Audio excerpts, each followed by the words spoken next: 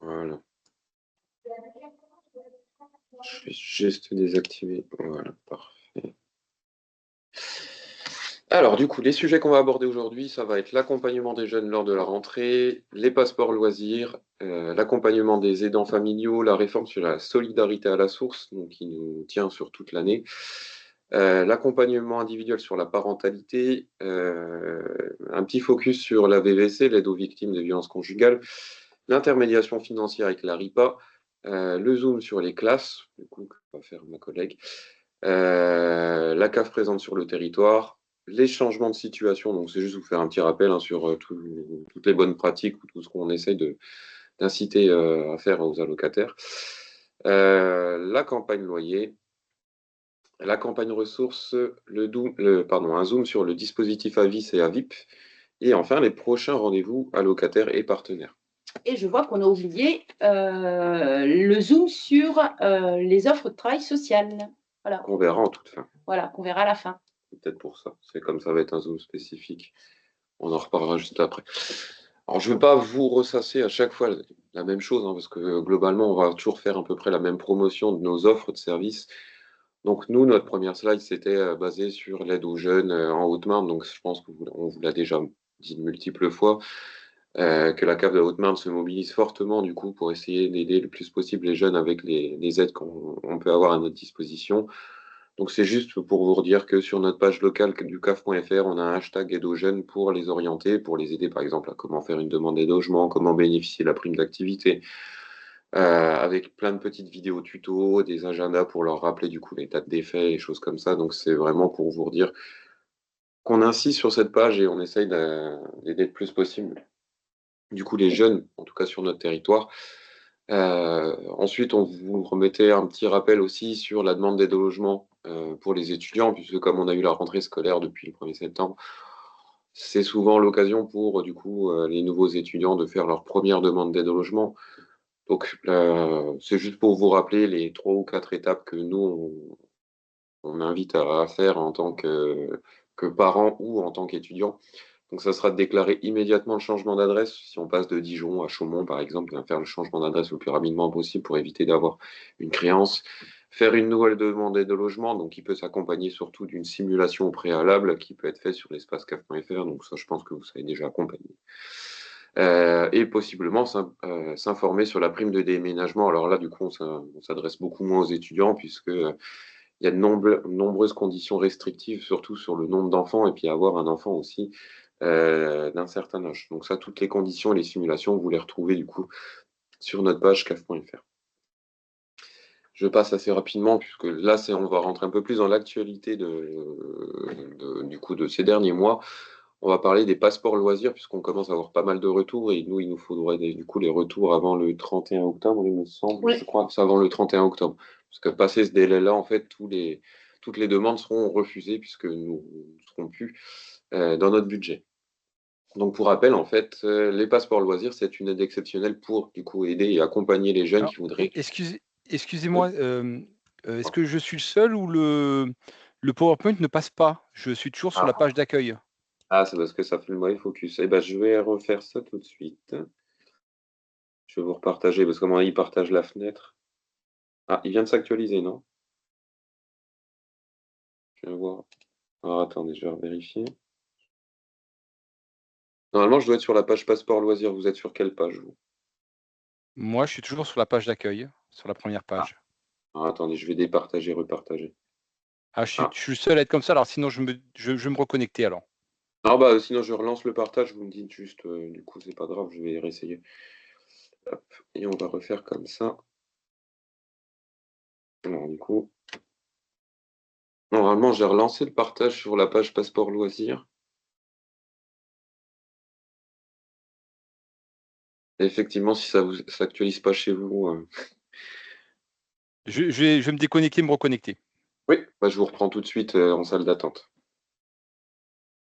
Parce que je pense que ça va du coup bloquer. Hop.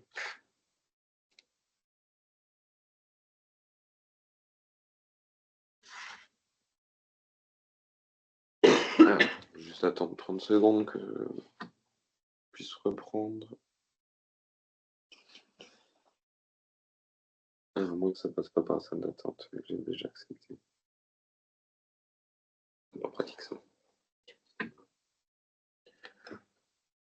Bon, je reprendrai du coup en direct si besoin la personne. Hop. Alors, du coup, je vais continuer sur les petits passeports loisirs. Donc, les passeports loisirs, alors c'est une opération qu'on fait déjà chaque année, mais qui change un petit peu en termes de modalité, soit du coup d'attribution, soit en termes de versement. Donc, ces passeports loisirs, en fait, ça a été des notifications qui ont été envoyées du coup sur l'espace caf.fr des allocataires. Alors, je sais plus. Oui, c'était fin août, pardon.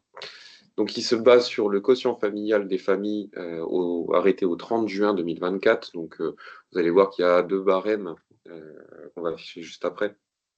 Donc, globalement, il faut que le quotient familial soit inférieur à 750 euros. Mais bon, on en a déjà parlé aussi de l'attribution du passeport loisir, puisque c'est quelque chose qu'on fait du coup, ça fait le 3e mois qu'on est dessus. Hop, je récupère ma guille.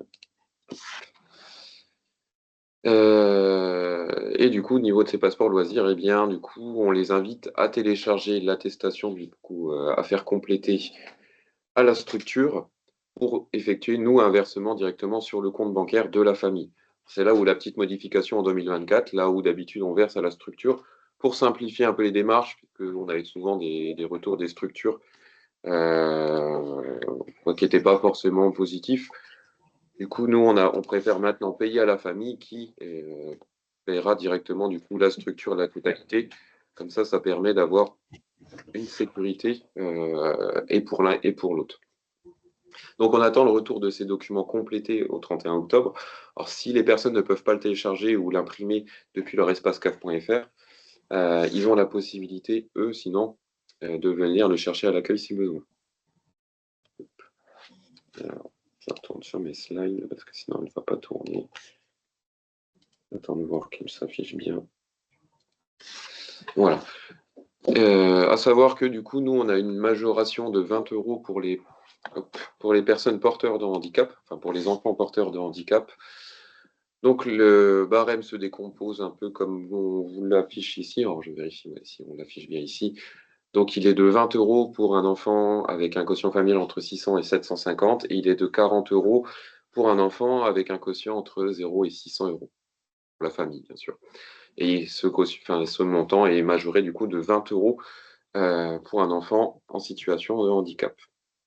Donc les justificatifs, je vous rappelle, ils doivent être adressés à la CAF avant le 31 octobre. C'est vraiment la date, le dernier ultimatum. À savoir que du coup, ces passeports loisirs doivent être utilisés du coup bien pour l'année 2024-2025 et ne pourront pas être acceptés du coup pour des accueils de loisirs, des activités ponctuelles, par exemple le cinéma, le musée ou autre, et bien sûr pour des structures implantées en Haute-Marne. Voilà. Donc je ne m'étends pas forcément en plus. Après le slide, vous l'avez aussi le rappel. Vous retrouvez aussi les infos sur notre page caf.fr. Et puis voilà, comme je dis, comme c'est un sujet qui revient assez fréquemment, du coup, je pense que vous avez déjà été sensibilisé dessus. Alors, ensuite, on enchaîne sur un petit zoom sur l'accompagnement des aidants familiales. Alors, pareil, je ne vais pas forcément m'étaler, je ne vais pas vous lire la slide entière non plus. Enfin, il y a surtout que j'ai 2 slides dessus. C'est juste un rappel sur une allocation qui n'est pas forcément connue de tous, mais qui est pas, heureusement, qui n'est pas forcément utile à tous. C'est ce qu'on va appeler, nous, l'allocation journalière du proche aidant. Donc souvent, on a déjà fait la promotion de la JPP, donc l'allocation journalière du coup de présence parentale. Sachez qu'elle existe aussi pour un proche aidant qui permet de compenser la diminution de revenus liés à l'absence ponctuelle dans l'activité professionnelle, du coup pour aider un proche en perte d'autonomie ou en situation de handicap. Donc la JPA, en fait, elle met à disposition 60 jours ou 132 demi-journées, donc elles peuvent être prises, je vais pas dire à la guise de la locataire, mais presque, sur l'ensemble de sa carrière, après accord de son employeur ou en attestant une interruption de son activité professionnelle ou de sa formation ou de sa recherche d'emploi. À savoir que la JPA, du coup, c'est une prestation par contre qui est imposable, puisque comme c'est une compensation du coup de perte de revenus, ça correspond à un revenu. Alors, attends, hop, je vais juste accepter. Hop. Et je reviens dessus. Voilà. Donc la JPA, du coup, même si du coup, elle fait partie des prestations familiales, c'est pas considéré comme une prestation familiale du fait de son fait d'être imposable. Les seules conditions sont de résider de manière stable en France, d'entretenir des liens étroits et stables avec la personne aidée, donc elle n'est pas obligatoirement de votre famille, vous n'êtes pas obligé d'avoir un lien de parenté avec cette personne-là. Hop, attendez, j'ai perdu ma souris. Hop, voilà, je reprends. Voilà, il faut juste du coup être proche de cette personne. Ça peut être votre meilleur ami ou autre, il n'y a pas de souci dessus. Il faut entretenir, enfin, il faut aussi, pardon, l'assister dans les actes et activités de la vie quotidienne de manière régulière et fréquente, et ce, à titre non professionnel. Donc, sur le côté, en fait, de la personne demandeuse pour aider la personne à aider, les conditions ne sont pas très restrictives, pardon. Par contre, les personnes qui n'ont pas d'activité, qui ne sont pas en recherche d'emploi, qui n'ont pas, par exemple, d'allocation chômage ou autre, ne peuvent pas percevoir la JPA. Puisque dans ce cas-là, on ne peut pas estimer que c'est un remplacement ou une aide, du coup, dans son activité. Hop, je reprends le diapo. Euh, ah, un guillemet qui revient. Du coup, la demande d'AJPA, elle peut être faite comme la demande d'AJPP directement en ligne, dans mon compte, rubrique simuler ou demander une prestation. Alors, l'avantage de la simulation, c'est que ça permet tout de suite d'être fixé, savoir si un droit est possible ou non, sachant qu'il faut quand même une reconnaissance d'un certain taux de handicap avec un GIR 5, il me semble. Euh, 4 ou 5, je ne sais plus. Mais il faut que de toute façon, il y ait une reconnaissance d'un certain handicap pour la personne à aider aussi. Ça ne veut pas être juste une personne, on va dire, avec une invalidité de 20%, il faut quand même qu'il y ait un handicap, pas dire sérieux, mais malheureusement un handicap qui nécessite du coup la présence d'une personne. Au cours du premier semestre 2014, au sein de la CAF de la Haute-Marne, nous avons reçu du coup 15 demandes d'AJPA. Alors c'est juste pour faire un petit balayage sur la CAF de la Haute-Marne. Alors, sur le papier, on va dire que 15 demandes, c'est pas énorme, mais ça, pour notre département, ça représente quand même beaucoup de demandes, sachant qu'on a quand même peu de personnes qui peuvent y prétendre aussi. Du coup, parmi ces 15 demandes, 7 ont conduit à une ouverture de droit à la JPA, soit 47% pour la majorité des demandeurs. La condition d'activité permettant le versement de la JPA n'était pas remplie, malheureusement. Le profil des demandeurs est le suivant. On a eu 9 demandeurs qui étaient en situation d'activité professionnelle, soit 60% des autres demandes émanant d'usagers au chômage ou sans activité. Donc on a quand même une grande partie des personnes qui étaient sans activité aussi, qui avaient fait la demande, et forcément, du coup, la demande d'JPA a été refusée. Le montant moyen des droits JPA ouverts pour les 7 bénéficiaires, du coup, s'élève à 894 €. Donc c'est une prestation qui n'est pas une prestation familiale, mais ça reste quand même une aide pardon, d'un montant relativement important, puisque ça représente quand même un revenu de remplacement pour une activité. Pardon. Du coup, on va passer à la suivante. Donc, c'est pareil, hein, je vous laisserai reprendre connaissance. Vous aurez un peu plus d'informations détaillées si vous avez besoin sur notre site caf.fr. Du coup, je suis obligé de retourner sur le diapo ici, puisque je change derrière. J'enchaîne nous aussi, du coup, sur la réforme de la solidarité à la source. Donc, c'est une nouvelle étape pour nous. Alors, on en parle aussi depuis le début de l'année, puisque la solidarité à la source, pour un petit rappel, ça va être, nous, la récupération du coup, des revenus de nos allocataires pour le pré-remplissage de leur déclaration trimestrielle, un peu comme on peut le faire déjà pour la récupération des ressources pour le calcul de leur aide au logement qu'on fait sur les revenus M-13 et M-2.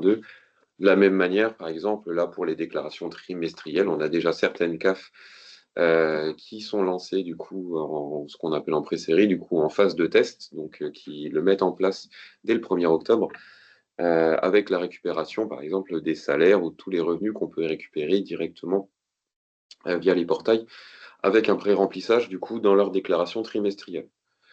Donc à compter, nous, ça sera à compter du coup de janvier prochain, il y aura un changement complet du coup dans la déclaration trimestrielle de ressources, que ce soit pour les bénéficiaires de RSA ou les bénéficiaires de la prime d'activité.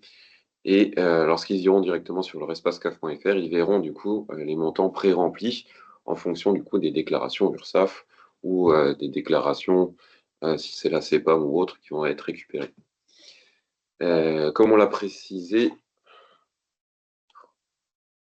toujours une personne qui revient. Comme on l'a précisé du coup en haut du slide, pré-remplissage est déjà en phase de test. Alors, comme je vous le disais, du coup, par la cave de l'Aube. Alors, il y a 4 autres caves qui le mettent en place, mais on a la cave de l'Aube, puisqu'elle est une cave frontalière à la nôtre, qui le met déjà en place. Donc, c'est assez important pour nous de le souligner, puisqu'on va avoir quand même des allocataires qui vont, on va dire, vadrouiller entre le 52 et le 10. Donc, forcément, on va retrouver ces personnes qui sont déjà dans ce système-là. Du coup, le but, ça va être, nous, d'avoir un décalage aussi de la déclaration trimestrielle. Là où on travaillait sur les 3 derniers mois, il y a la place, au lieu de travailler sur M-3 à M-1, on va travailler sur M-4 à M-2 pour avoir, en fait, on a un décalage d'un mois pour être sûr d'avoir récupéré les ressources. Mais ça, de toute façon, une présentation détaillée de la réforme sera proposée lors de la réunion partenariale d'accès au droit du 18 octobre 2024, pour laquelle, du coup, vous pouvez vous inscrire auprès du secrétariat de direction si vous ne l'avez pas encore fait. Donc, je vous avais juste à répondre sur l'adresse mail habituelle du secrétariat de direction si vous êtes intéressé par cette présentation-là. Alors, je vous invite à y participer, puisque c'est vrai que, du coup, on va présenter un peu plus en détail la nouvelle réforme. Donc, cette réforme, elle vise quand même à simplifier les démarches et pour la locataire et pour la CAF, et de sécuriser aussi les informations que nous, on va récupérer pour éviter au maximum, du coup, les indus qu'on pourrait avoir avec les allocataires qui nous diraient ah, ça, je ne sais pas si je le déclare, ça, je ne sais pas si j'enlève mes avoirs, mais, etc. Même si on a, depuis le début de l'année, le montant d'aide sociale qui nous a beaucoup aidé pour sécuriser ces informations-là, cette fois-là, on aura par exemple les allocataires qui oublient de déclarer un mois ou qui décalent un mois sur leur déclaration. À partir du coup de cette évolution, on aura directement ces informations de pré-injectées. Donc on reviendra un peu plus en détail si vous participez du coup à cette réunion. Alors, un nouveau dispositif, l'accompagnement individuel à la parentalité. Donc, c'est une offre de service départementale. Et donc, la branche famille prévoit que dans le cadre de la nouvelle convention d'objectifs et de gestion, donc 2023-2027, on nous demande d'expérimenter une nouvelle offre d'accompagnement individuel à la parentalité. L'objectif de cette offre d'accompagnement que la branche famille souhaite développer, c'est un petit peu que ça trouve écho et une réponse partielle dans tout ce qui est marché de type coaching parental privé qui se développe et qui est hors de tout encadrement et de toute sécurisation. Donc là, l'État demande d'expérimenter dans un cadre voilà, structuré cette nouvelle offre d'accompagnement. Donc, la CAF de la Haute-Marne s'était portée candidate pour expérimenter et déployer donc, ce nouveau dispositif. Et donc, on a été retenu donc, pour l'année 2024-2025 et 2 structures donc, du département ont répondu présentes et ont été labellisées, donc l'association La Margelle et l'UDAF de la Haute-Marne. Donc, ces 2 associations travaillent et essaient de co-construire et de déployer donc, cette expérimentation donc, d'accompagnement individuel à la parentalité. Donc, il y a la création d'outils communs, donc page Facebook, est mise en place donc, d'un numéro disponible de 8h à 22h, un jour par semaine pour répondre aux questions des parents. Et puis, bien sûr, des ateliers développés par ces 2 structures-là pour accompagner les parents en demande d'un accompagnement individuel. On n'est pas sur du collectif. Et là, c'est vraiment les parents qui demandent à être accompagnés pour pouvoir répondre à leurs besoins dans la prise en charge de leurs enfants.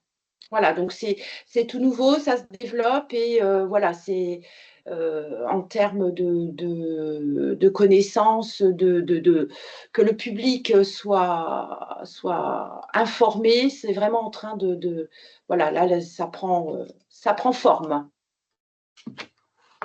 C'est bon pour toi.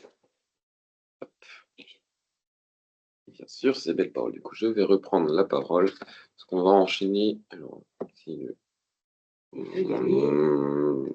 veut bien me reprendre. Hop. Voilà. Alors, je vais enchaîner moi sur encore un nouveau focus. Alors, on a fait le focus sur la JPA, sur le retour, du coup, sur nos résultats sur la JPA qu'on a versée depuis 2024, début 2024, eh bien, du coup, cette fois, on va parler de l'aide aux victimes de violences conjugales. Forcément, c'est deux sujets qui ne sont pas forcément très joyeux, malheureusement, mais en tout cas des aides de secours qui peuvent être très bonnes à loi, on va dire. Alors, pour rappel, la VVC, du coup, l'aide aux victimes de violences conjugales, a été mise en vigueur par la loi du coup 2023-140 au 1er décembre 2023. Depuis le début de l'année, nous, elle a représenté 81 aides versées dans notre département.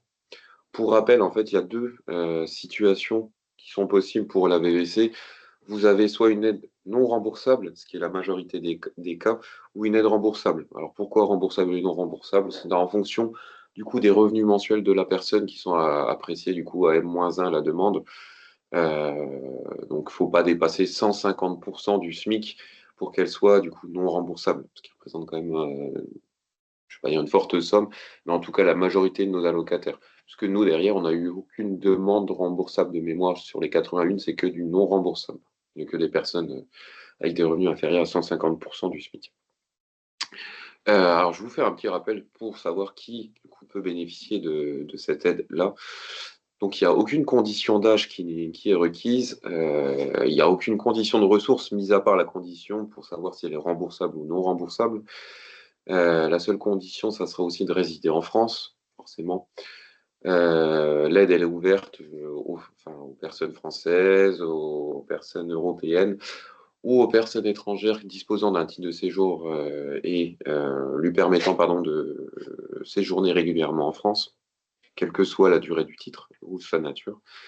Et il n'y a pas de conditions relatives à un enfant, donc il n'y a pas d'obligation d'avoir un enfant à charge. Les violences peuvent correspondre à des violences, qu'elles soient psychologiques, qu'elles soient physiques, sexuelles, économiques, ou économiques, pardon.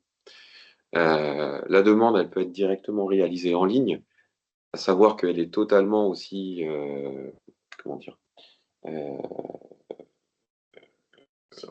voilà, sécurisée, on ne communique aucune information.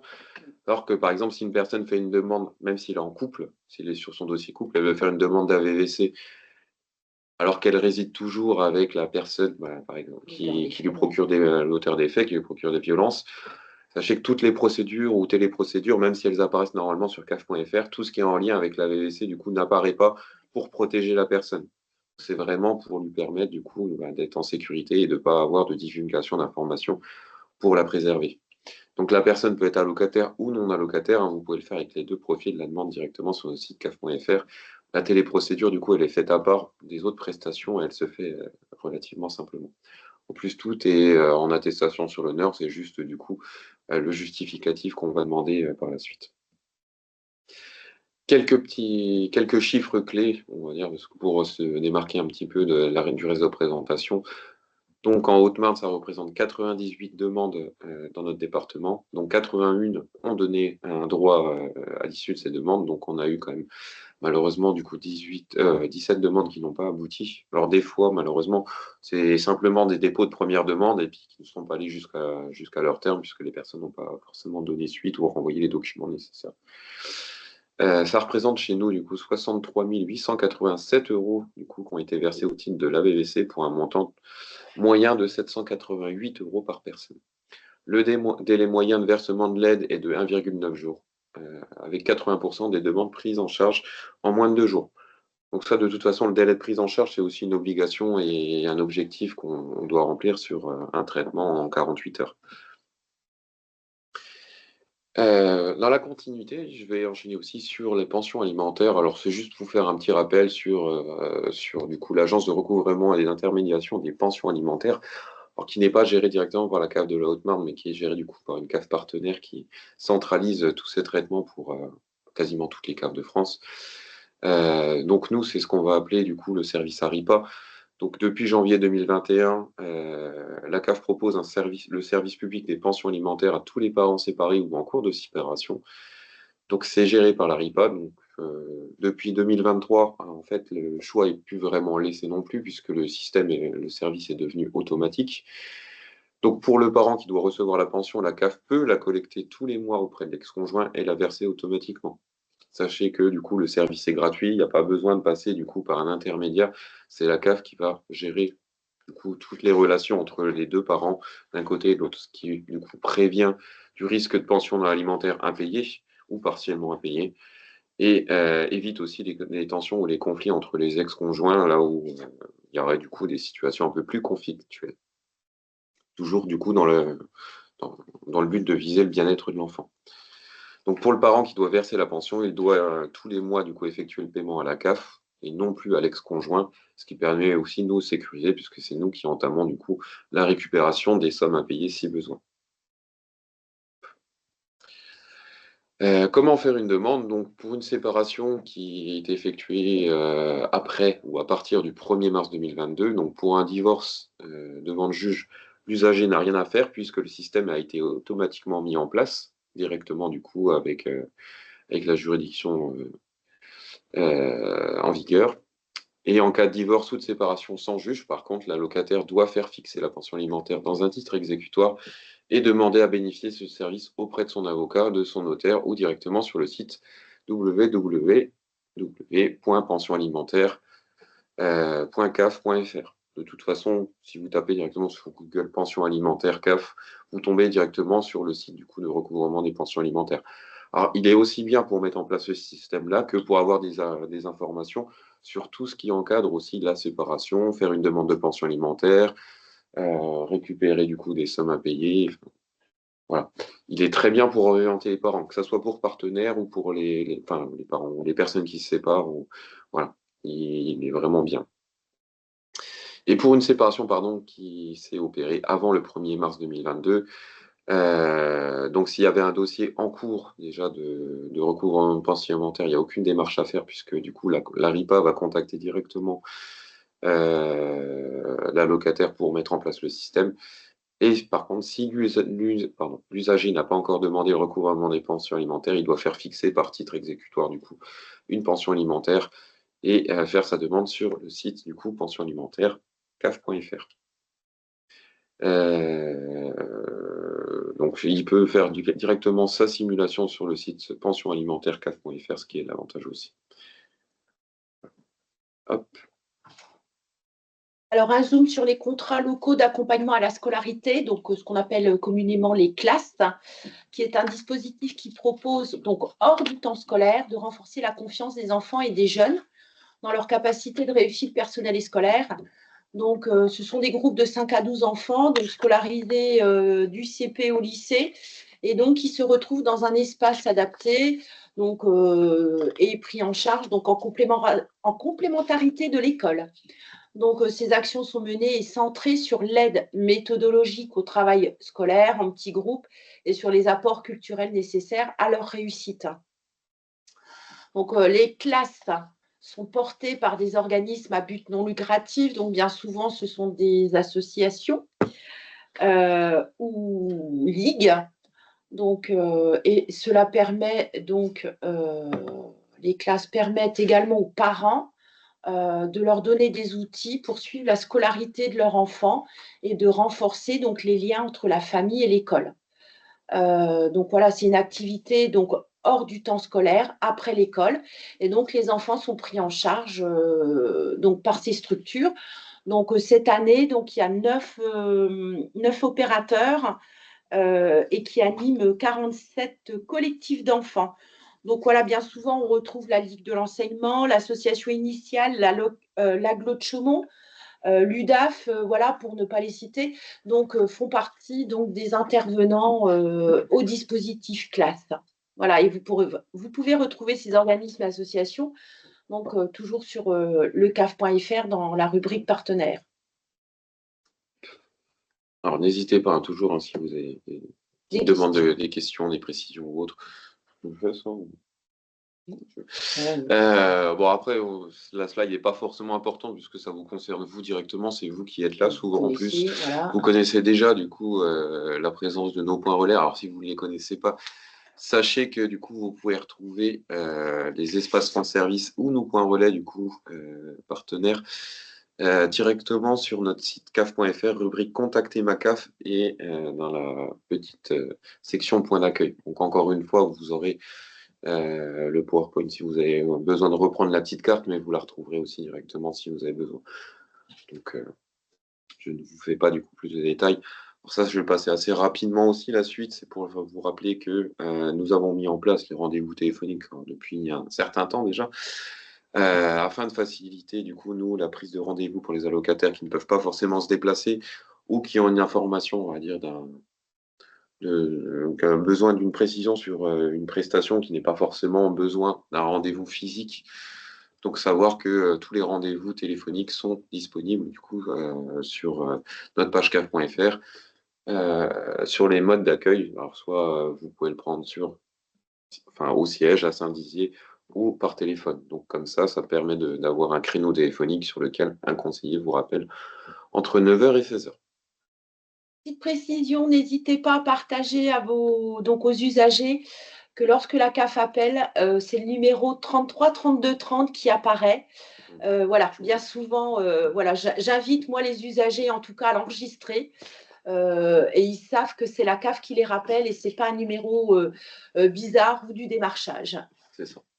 Surtout que, comme vous allez le voir un petit peu après, en plus je vais parler d'un sujet où on fait, on va dire, un petit peu d'appel sortant, mais dans le sens où on fait beaucoup de prévention sur les dossiers allocataires pour les prévenir de ce qui va arriver sur leur dossier. Et justement, c'est ce numéro-là qui s'affiche. Donc forcément, s'il ne nous répond pas, bon, on va laisser un message, mais bon, le mieux, c'est d'avoir la personne en direct pour éviter du coup qu'elle ait besoin de nous recontacter et qu'elle n'arrive pas à nous recontacter derrière, puisque sinon, elle va tomber sur notre plateforme téléphonique. Je vais passer aussi assez rapidement, c'est juste pour vous faire un point d'étape où nous en sommes sur la récupération des loyers, du coup, des allocataires pour du coup la valorisation des droits au 1er janvier de l'année 2025. Je vais juste faire un rappel si vous avez des contacts avec des bailleurs qui n'arrivent pas à télédéclarer leur loyer sur notre site caf.fr. Dans leur espace bailleur, juste leur resignifier qu'il existe une adresse partenaire qui s'appelle du coup bailleur@caf52.caf.fr à laquelle ils peuvent écrire directement s'ils rencontrent un souci pour se connecter sur leur espace bailleur. Sachant que, logiquement, à partir de cette année, nous n'enverrons plus de quittance papier. Donc, tout doit être fait directement sur caf.fr. Je dis normalement. Donc, voilà. Petit point d'actualisation aussi sur l'actualisation des ressources des usagers. Donc, c'est juste pour vous prévenir que nous avons débuté, la récupération des ressources de l'année 2023 pour calculer les droits de l'année 2025. Donc, c'est pas forcément utile, c'est juste savoir que du coup, nous, on a réclamé directement à la DGFiP, donc aux impôts, les ressources des allocataires pour pouvoir les intégrer dans notre système d'information. Et les personnes que nous n'avons pas pu récupérer, donc soit elles ne déclarent pas, soit elles ont un changement de situation ou quelque chose qui ne nous permet pas de récupérer ces informations, vont être notifiées, du coup, ont été notifiées d'ailleurs à partir de ce week-end sur leur espace caf.fr, donc ça représente environ 2200 personnes. Alors, un zoom sur les dispositifs AVIS et AVIP. Alors, qu'est-ce que le dispositif AVIS-AVIP? Eh bien, c'est un dispositif à destination des crèches. Donc, le dispositif AVIS, donc c'est crèche à vocation d'insertion sociale qui a pour objectif de favoriser l'insertion sociale des parents qui ont des enfants de moins de 3 ans en leur permettant d'obtenir un temps d'accueil en crèche pour leur enfant tout en bénéficiant d'un accompagnement personnalisé à leur réinsertion par les acteurs de l'insertion sociale. Donc, ça permet la crèche qui est labellisée donc crèche AVIS. Donc, c'est un dispositif, le crèche AVIS, c'est bien un dispositif départemental. C'est une labellisation qui est spécifique à la CAF 52.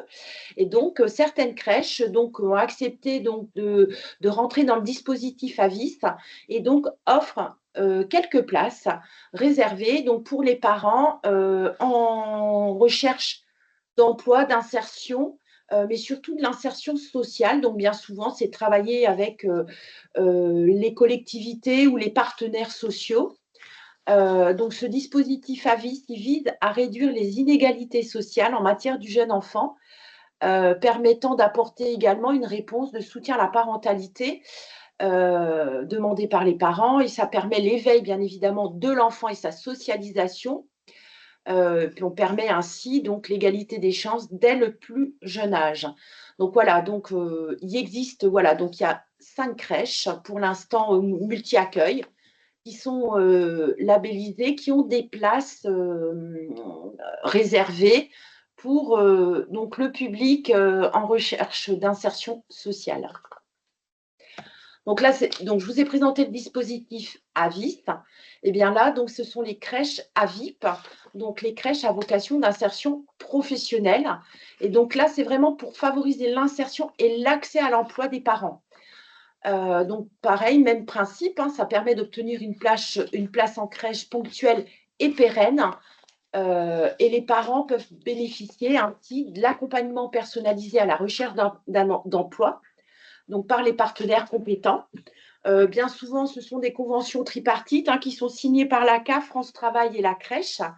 Mais dedans reviennent s'insérer donc les partenaires de l'insertion socio-professionnelle.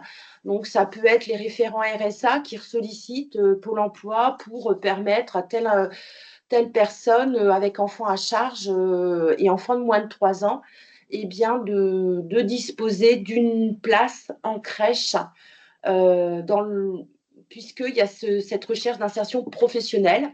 Donc, pareil, 5 structures d'accueil labellisées donc, et qui ont signé la convention dans le cadre du dispositif AVIP. Voilà. Ouais. Et encore une fois, hein, si vous avez des questions, n'hésitez pas à les poser. Ouais, n'hésitez pas. Et si vous avez des questions plus tard, n'hésitez pas du coup à les envoyer aussi du coup, au secrétariat de direction qui nous les fera transmettre aussi en fonction du service dont vous avez besoin. Donc, je vais enchaîner sur les prochains rendez-vous de la CAF. Donc, il y a à la fois partenaires et à la fois allocataires. Donc, la première et la prochaine qui est vraiment imminente, ça va être celle du 16 octobre. C'est une réunion partenariale d'accès au droit, donc, où on va retracer l'information sur l'offre de service de la CAF, les projets, les réformes en cours et à venir, du coup, pour cette fin d'année et pour l'année prochaine. Il se déroulera du coup le vendredi 18 octobre à 13h30 aux archives départementales à Chaumont, donc ça sera une réunion physique. Donc si vous êtes intéressé, n'hésitez pas du coup à vous inscrire auprès de notre secrétariat de direction avant le 16 octobre, donc c'est vraiment dernier délai, pour qu'on vous donne ces informations-là. Vous pourrez du coup aussi nous poser vos questions et participer, puisqu'on va en parler juste après. On va sûrement vous solliciter ou demander votre avis pour du coup nous améliorer notre qualité de service. La veille, il y aura également la réunion, elle n'est pas indiquée, mais il y aura également la réunion partenariale action sociale. Donc pour tous les dispositifs relevant du volet épaule action sociale, même principe, vendredi, ça sera le jeudi 17 octobre à 13h30 aux archives. Et pareil, donc inscription au secrétariat de direction. Voilà, le message est passé. Ça, du coup, vous ne l'aurez pas dans le support. Du coup, il n'y a que mes collègues qui a pu vous le dire. Alors, je pense que si vous êtes peut-être concerné, vous avez dû avoir une info aussi. Oui, voilà. Oui. En novembre 2024, on aura du coup le prochain webinaire partenaire, du coup, qui va intervenir le 4 novembre, donc toujours en début de mois comme là, où on fera un zoom sur la complétude des déclarations trimestrielles de ressources. Donc, c'est en lien avec la réforme du coup sur la déréalisation. On a un atelier nouveau bénéficiaire RSA qui va se dérouler du coup à Chaumont, à la CAF de Chaumont, pardon, le 21 novembre 2024, du coup au siège directement. Donc ça sera avec nos allocataires et avec les acteurs CEPAM et CAF du coup et conseil départemental pardon, pour les orienter sur leurs droits et devoirs. Voilà. Et on aura le même atelier qui va se dérouler cette fois du coup le 26 novembre à la CAF CEPAM de Saint-Dizier, puisque c'est les mêmes locaux.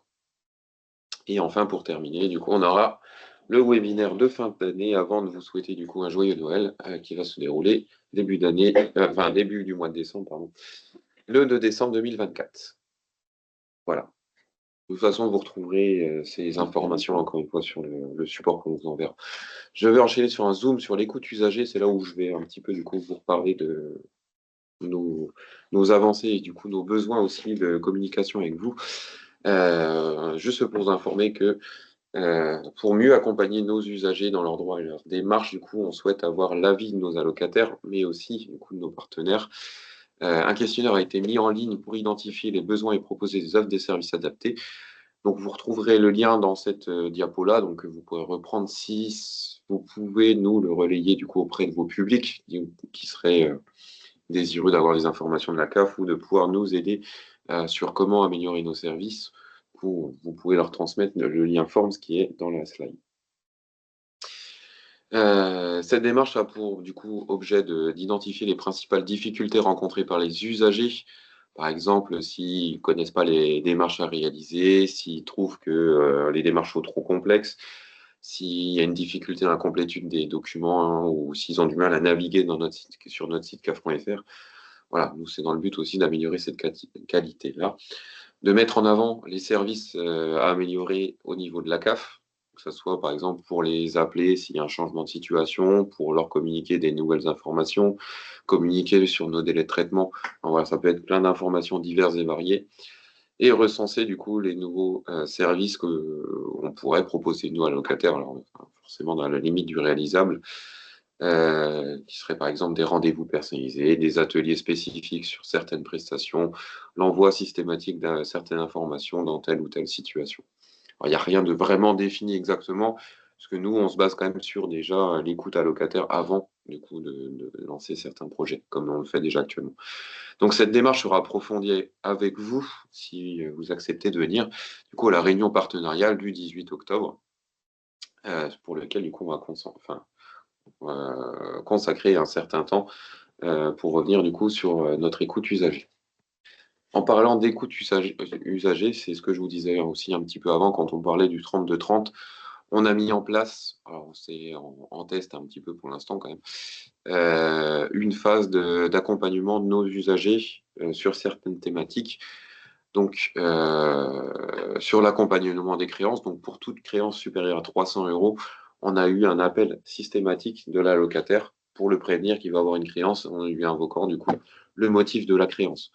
Or, normalement, c'est juste notifié sur leur espace caf.fr ou par courrier lorsqu'ils n'ont pas du coup d'adresse mail. Mais on a voulu doublonner aussi en prévenant l'allocataire dès du coup la mise en créance du dossier pour l'informer du coup, pour lui donner plus de détails. Bon, apparemment, ça a été quand même une démarche qui a été plutôt bien appréciée des allocataires. On a aussi informé nos nouveaux bénéficiaires. Donc, lorsqu'on a fait une ouverture de droit, par exemple, à la prime d'activité, on a appelé à l'allocataire directement pour lui prévenir qu'à partir du 5 du mois suivant, il aurait un droit de tel montant et qu'il aurait juste à faire sa prochaine déclaration trimestrielle à partir du coup de telle date. Pour la confirmation du traitement de dossiers et de situations sensibles, par exemple pour tout ce qui est demande d'AVVC ou lorsqu'on enregistre un décès ou autre, on a fait aussi un appel sortant personnalisé pour prévenir l'allocataire des démarches ou des situations, des choses qu'on a enregistrées ou des documents qu'on a à lui réclamer. L'accompagnement des variations de droits importants.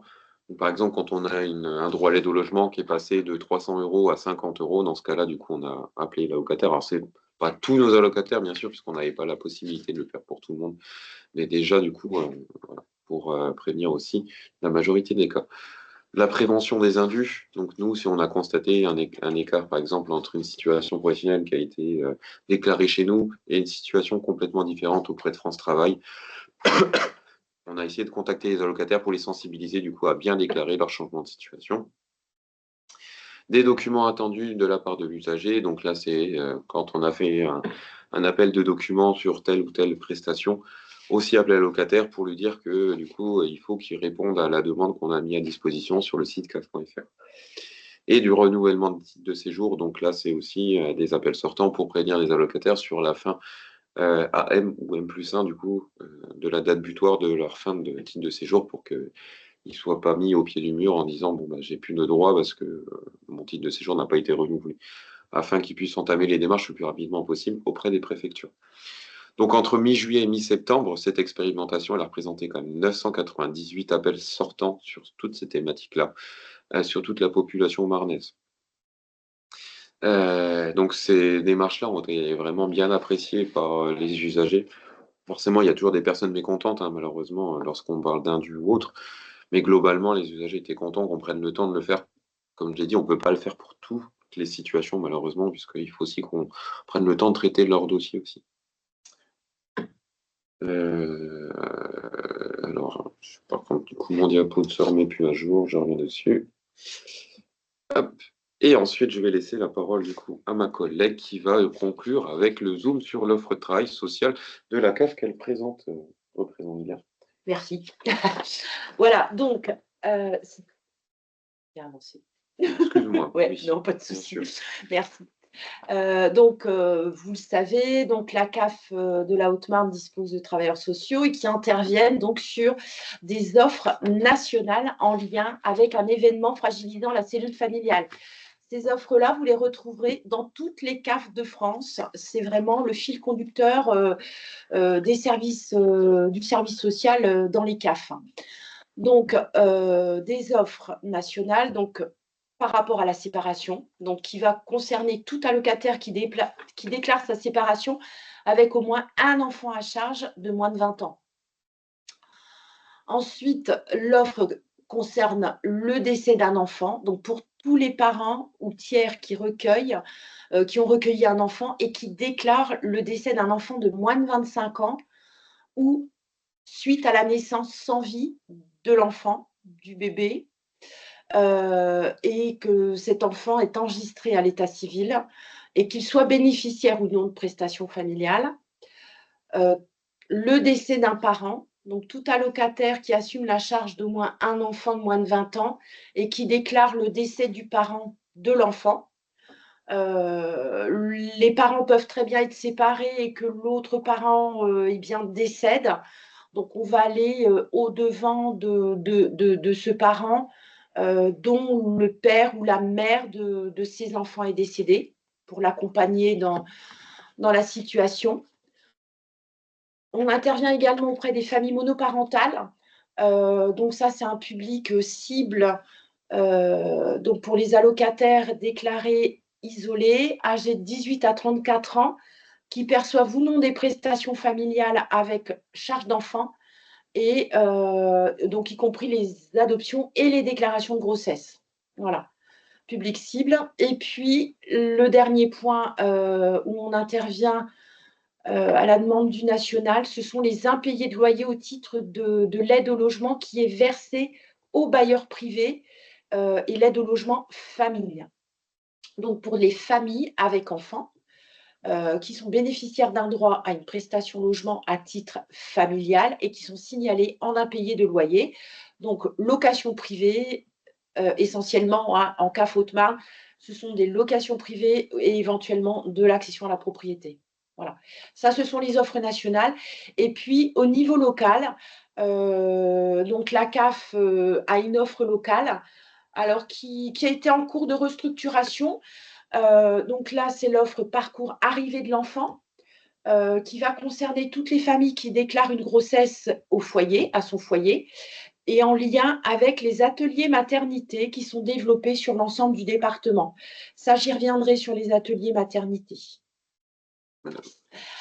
Le mode de contact de nos familles, des allocataires, eh bien, on leur adresse un courrier de mise à disposition. Donc, dès lors qu'on a connaissance de l'événement, donc séparation, décès, impayé, on leur envoie un courrier de mise à disposition, donc avec nos coordonnées de contact. Voilà. Et donc, elles prennent contact avec nous directement. Et éventuellement, si elles ne nous appellent pas, on est amené à faire des contacts proactifs dans la mesure où on aura remarqué que sur le dossier, il y a potentiellement des droits à ouvrir. Donc, on va au-devant de l'allocataire et on essaye de faire un point sur sa situation et voir potentiellement si on peut les rencontrer pour faire un point et leur proposer donc des demandes ou les réorienter tout simplement vers d'autres services, d'autres partenaires. Les allocataires donc, peuvent être orientés également par nos collègues conseillers et techniciens de services à l'usager de la CAF, dès lors qu'ils relèvent donc d'une offre de travail social et qu'ils manifestent le besoin aussi de rencontrer un travailleur social. Et puis, bien évidemment, les partenaires sociaux, médico-sociaux donc nous orientent également des allocataires en fonction des situations qu'eux également rencontrent. Voilà. Les rendez-vous physiques, donc à la CAF à Chaumont ou à Saint-Didier, et puis les rendez-vous téléphoniques. deux types d'accompagnement auprès de vos familles. Alors ça, c'est plus voilà, que vous ayez, voilà, qu'on vous informe. Les familles, donc soit on leur dispense une info conseil, c'est-à-dire que on les oriente vers d'autres services. Juste qu'on leur permet de comprendre les démarches qu'elles doivent engager et identifier un petit peu les acteurs qu'elles peuvent solliciter. Et puis, l'accompagnement qui leur permet l'accès, l'autonomie. Et puis, donc, qui peuvent être sur la durée pour leur permettre un petit peu une construction, une reconstruction autour d'un projet de vie suite à un événement qui fragilise la cellule familiale. Voilà, donc ça peut être voilà, des séparations complexes et où voilà, les familles ont besoin de prendre du temps. Donc voilà, ça peut être le décès d'un enfant, le décès du conjoint qui fragilise énormément donc la structure familiale. Hein. Donc voilà, on est là pour prendre le temps avec eux. Voilà, donc voilà, on fait vraiment un accompagnement global, en tout cas auprès des allocataires confrontés à ces situations. Et puis tout le travail en partenariat, bien évidemment, avec les travailleurs sociaux de terrain et les organismes CAF, CEPAM, MSA, quand il y a aussi voilà, des mutations de dossiers. Voilà, on intervient vraiment sur le. Voilà, c'est vraiment un accompagnement global. Donc, je vous parlais effectivement, donc ça, ce sont des ateliers collectifs. Donc, les ateliers maternité, donc qui à l'origine avaient leur point d'ancrage plus sur Joinville avec le contrat local de santé, mais qui s'est développé donc sur l'ensemble, qui se développe progressivement sur l'ensemble du département. Donc, ces ateliers maternité sont co-animés en partenariat avec la CPAM, la PMI, les maternités et puis des sages-femmes libérales. Donc, pour l'instant, c'est vraiment développé sur Joinville, Chaumont, Saint-Didier. Chaumont-Saint-Didier, là, vraiment, c'est l'année 2023-2024, ça a vraiment permis vraiment de se mettre en route. Et prochainement, 2025, sur Langres avec le CPP, le Centre de proximité de périnatalité. Donc, le public concerné, toute personne qui a déclaré sa grossesse auprès de la CAF, auprès de la CPAM, de la MSA et de la CAF. Et donc, les parents reçoivent une invitation par mail pour participer donc, à cet atelier maternité. Donc, l'atelier de maternité, concrètement, c'est un PowerPoint qui est déroulé par tous les partenaires présents et donc qui expose un petit peu leur thématique. Donc, l'objectif, c'est de lutter contre les inégalités sociales, de permettre aux futures mères de bien prendre en charge leur santé durant toute la période de la grossesse, de permettre aux futurs parents d'avoir une meilleure connaissance des démarches administratives à réaliser en lien avec l'arrivée de leur enfant. Donc, tout ce qui est démarche auprès de la, la caisse d'assurance maladie, donc CAF, CPAM, MSA, et puis CAF, MSA. Et puis, apporter une information sur le suivi de la grossesse, le rôle du futur parent, la santé de la maman, la préparation à l'accouchement, les démarches à engager suite à la naissance de l'enfant.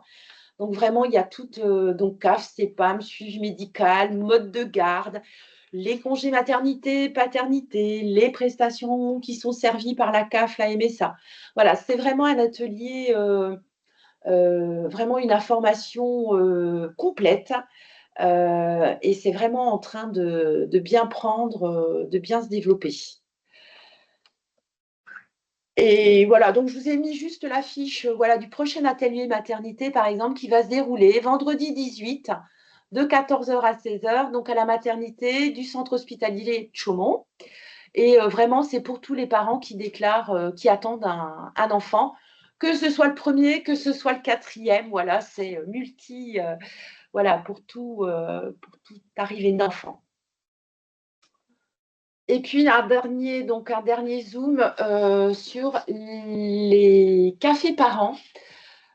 J'étais déjà venue à plusieurs reprises vous parler des séances parents après la séparation. Eh bien, on a évolué et on s'est adapté. En 2024, on a adapté les séances parents après la séparation. On les a adaptées en café parents pour que ça prenne plus un lieu, ce soit plus sous la forme d'un lieu d'écoute et d'échange. Dans les ateliers parents après la séparation, on n'était plus sur une info descendante. Et bien là, on est plus sur un temps d'échange où les parents peuvent vraiment prendre la parole. Donc l'objectif, c'est de les réunir et de les accueillir de manière conviviale. Donc tous parents séparés et en recherche de réponse suite à la séparation conjugale. Donc le public concerné, donc tous les parents qui sont confrontés par une séparation conjugale avec enfants à charge. Et donc ils reçoivent pareil une invitation dans leur boîte mail dès lors qu'ils ont fait part de leur séparation dans les 12 derniers mois qui précèdent le café parent. Donc toujours les mêmes objectifs malgré tout, mieux comprendre ce qui arrive aux parents avec la séparation, identifier leur rôle et les responsabilités qui leur incombent suite à la séparation, de voir un petit peu les conséquences que ça peut générer chez leurs enfants, qu'ils arrivent à prendre conscience des décisions importantes à prendre pour l'organisation de leur nouvelle vie familiale, et puis leur permettre d'obtenir des informations sur les démarches et services qui peuvent leur venir en aide. Donc, même partenaire, co-animé, donc MSA, médiation familiale de l'UDAF et le CIDFF. Voilà, donc, et là, donc, on utilise des très courtes vidéos qui ont été réalisées par un service médiation familiale de la CAF de la Marne. Des très courtes vidéos et ça permet vraiment aux parents, donc on diffuse la vidéo qui est de 2-3 minutes sur le thème effectivement de la séparation, donc on va prendre les enfants et donc les parents ensuite, suite à cette vidéo, on va les faire interagir, réagir, qu'est-ce que ça génère chez eux, est-ce qu'ils s'identifient à la vidéo, est-ce qu'il se passe telle ou telle situation chez leurs enfants, voilà. Donc, vraiment ouvert à tous. Et donc, prochain café parents, c'est ce soir, au centre social de Joinville. Voilà, donc si des parents, voilà, n'hésitez pas. Donc, et les parents s'inscrivent donc sur l'adresse webinaire à la CAF, comme vous vous inscrivez. Voilà, donc, et on les invite ensuite à nous rejoindre. Donc, soit l'UDAF à Chaumont pour l'instant, Centre social de Joinville. Et puis là, pour 2025, là, on était en phase de transformation, d'adaptation 2024 et 2025. Et bien, on va se lancer, on va le développer davantage sur l'ensemble du département. Ouais. Voilà, je vous remercie. Et ben voilà. Puis on ne manquera pas de vous communiquer du coup les prochaines dates de café. 2 cafés par an, voilà. Exactement. C'est goûter par an, parce que c'est 16h, de 17h45, 19h30. Voilà, parce qu'on essaye aussi d'adapter pour permettre à tous les parents de participer. Et bien voilà, c'en est terminé du coup pour notre présentation. Donc, comme d'habitude, vous retrouverez du coup en fin de diapo un petit QR à scanner ou le lien directement pour le questionnaire de satisfaction si vous souhaitez du coup apporter votre contribution sur l'amélioration ou juste nous faire un retour sur comment vous appréciez du coup nos présentations. Et puis voilà, parce que ça fait quand même déjà 1 heure qu'on vous retient en otage, donc on va vous laisser passer une très bonne journée, très bon appétit et du coup au plaisir peut-être de vous voir le 18. Alors, je dis 18 octobre. Alors, jeudi 17 octobre et vendredi 18 octobre. Donc moi, voilà, ça aux le 18 et ma collègue le 17. Oui. Voilà.